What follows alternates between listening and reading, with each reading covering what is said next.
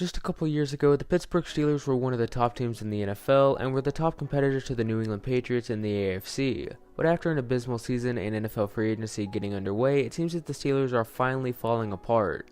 Welcome back to Country Productions, everybody. Today I'm going to be going over the downfall of the Pittsburgh Steelers, why and how it happened.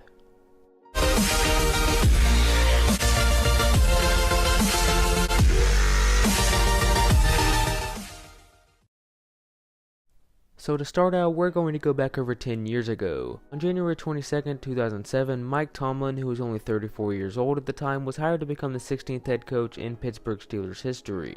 He had previously been a specialist coach at a variety of college football schools, as well as the Tampa Bay Buccaneers and Minnesota Vikings. This was his first ever head coaching job, and he was taking over for a Steelers team that was coming off an 8-8 record in their first season after legendary coach Bill Cowher retired after winning the Super Bowl. In Tomlin's first season, the Steelers went 10-6 and finished first in the AFC North, but lost in the wildcard round 31-29 to the Jacksonville Jaguars. This wasn't to say that the team didn't have enough talent though, as they had 6 Pro Bowlers, with the most notable ones being James Harrison, Troy Polamalu, and Ben Roethlisberger. The next season, the Steelers took a major step under Tomlin and won 12 games in the regular season, the most they had won since 2004. James Harrison won Defensive Player of the Year, and it looked like the Steelers were primed for a big playoff run. In the divisional round, they took down the San Diego Chargers 35-24. Then in the AFC Championship, they beat the Baltimore Ravens 23-14. In the Super Bowl, they met the Arizona Cardinals, and it was a close game that came down to the wire. With 43 seconds left in the game, Ben Roethlisberger found Santonio Holmes in the back corner of the end zone for one of the best throws and catches in NFL history. This gave the Steelers their 6th Super Bowl win in franchise history, and Mike Tomlin became the youngest head coach to win the Super Bowl ever at only 36 years old. The future was definitely looking bright in Pittsburgh.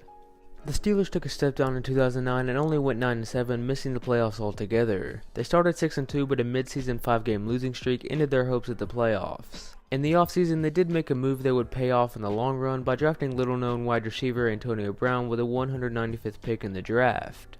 After that disappointment of a season in 2009, they bounced back and once again went 12-4, and they once again had a Defensive Player of the Year, this time with Troy Polamalu. They won their way through a relatively uncompetitive AFC with wins over the Ravens and Jets, and prepared to take on the Green Bay Packers in Super Bowl 45.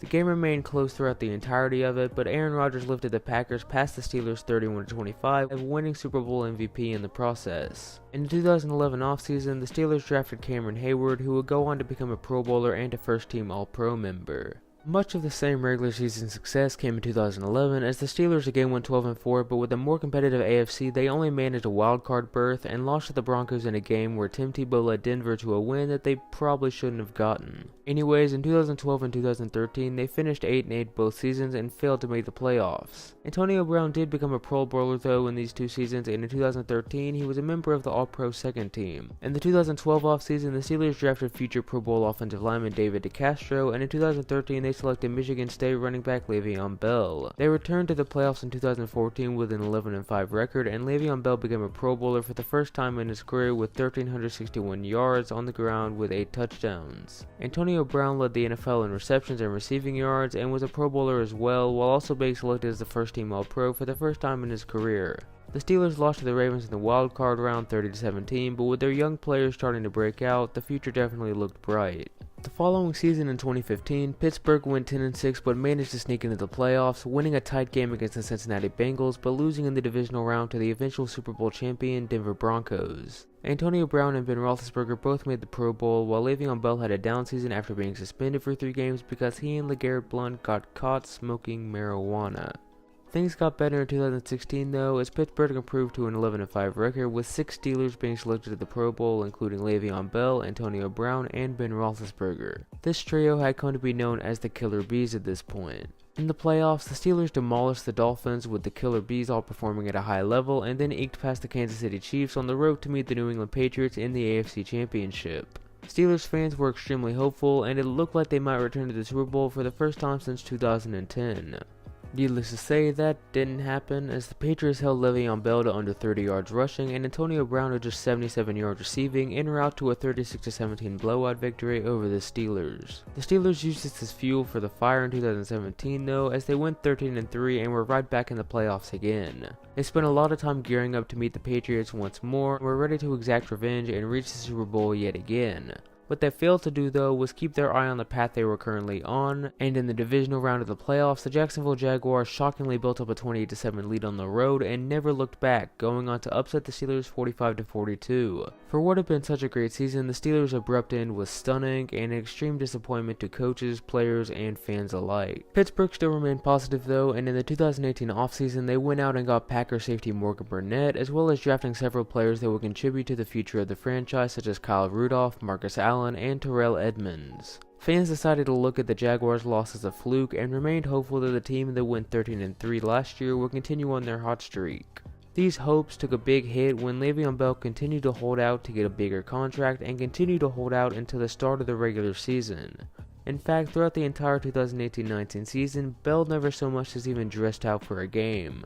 The Steelers still managed to start out well with a 7-2-1 record in their first 9 games, but finished poorly, losing 4 out of their final 6 games, ending the season with a 9-6-1 record and missing the playoffs for the first time since 2013. Nothing significantly stood out that was wrong with the team, as they had 8 Pro Bowlers, but they simply just didn't win games, and it was at this point that maybe it was time for some change. After the season, Antonio Brown requested a trade, and after an attempt to trade with the Bills fell through, on March 10, 2019, the Pittsburgh Steelers traded Antonio Brown to the Oakland Raiders for a 3rd and 5th round pick in the upcoming draft. One member of the Killer Bees was officially gone.